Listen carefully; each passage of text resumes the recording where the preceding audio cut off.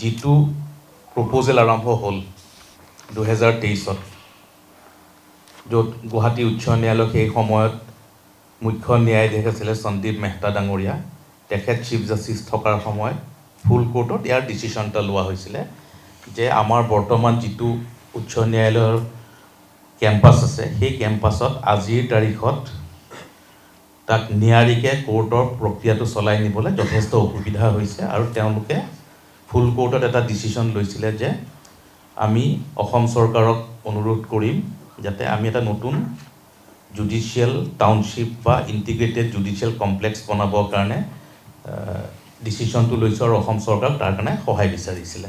গুৱাহাটী উচ্চ ন্যায়ালয় সেইটো সময়ত ময়ো সেইখন বাৰ এছ'চিয়েশ্যনৰ মেম্বাৰ আছিলোঁ। সেইখিনি সময়ত এটা ৰিজলিউশ্যন লোৱা হ'ল। ৰিজলিউশ্যনছটো লোৱা হৈছিলে 25 নৱেম্বৰ 2022। তেওঁলোকে কৈছে যদি অকল চিফ জুডিচিয়েল মেজিষ্ট্ৰেটৰ কোৰ্টটো অকলে লৈ যায় চিফ্ট কৰি পেলাই, তেতিয়াহ'লে আমাৰ আপত্তি আছে, কিন্তু গোটেই কোৰ্টখিনি যদি একেলগে লৈ যায় তেতিয়াহ'লে আমাৰ কোনো আপত্তি নাই।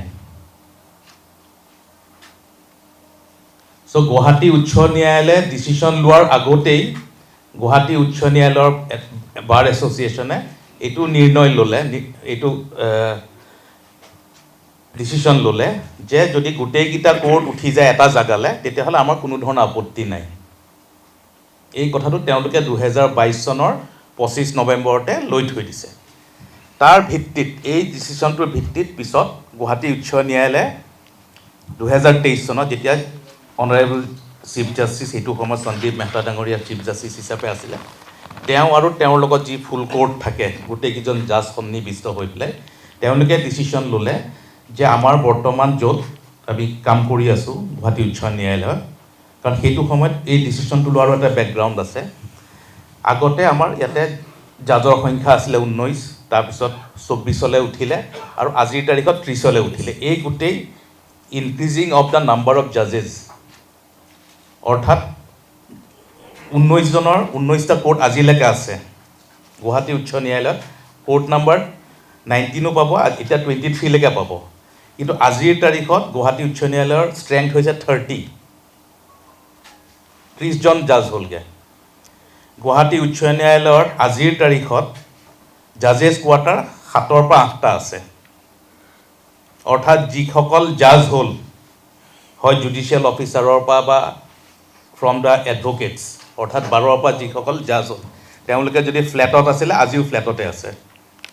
ফ্লেটত থকাটো বেয়া কথা নহয়, কিন্তু এটা হ'ল ডিগনিটি অফ দ্য জাজেছ and number 2 is security of the জাজেছ। আজিৰ তাৰিখত 7টা কোৱাৰ্টাৰ আছে।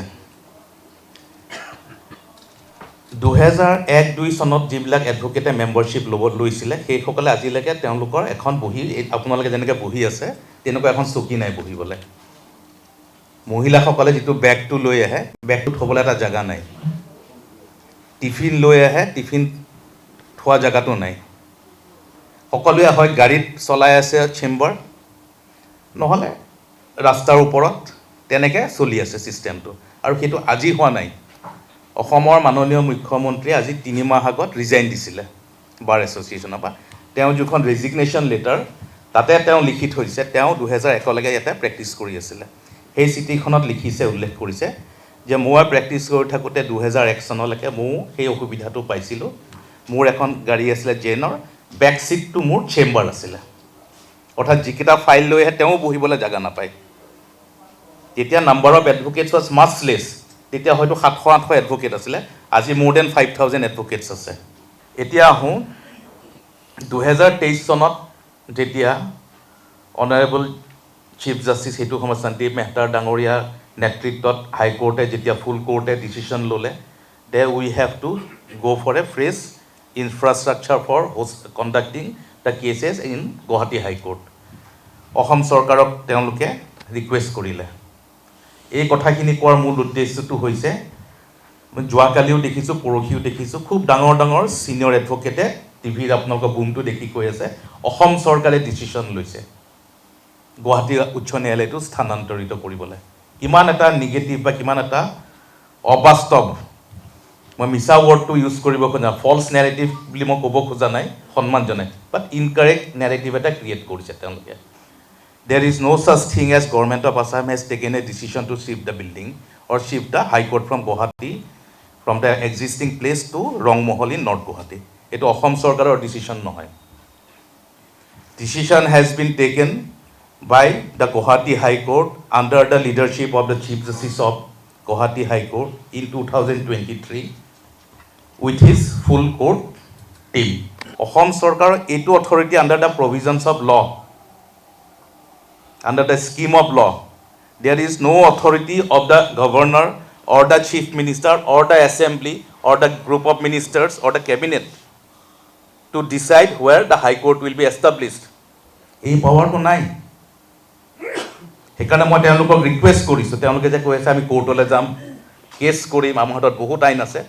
মই ৱেলকাম কৰিছোঁ, মই চেলেঞ্জ বুলি ৱৰ্ডটো কোৱা নাই, মই ৱেলকাম কৰিছোঁ। Let them come to the floor of court and will C, will examine which law will prevail. Any forum and Assam government is ready to fight any case against them.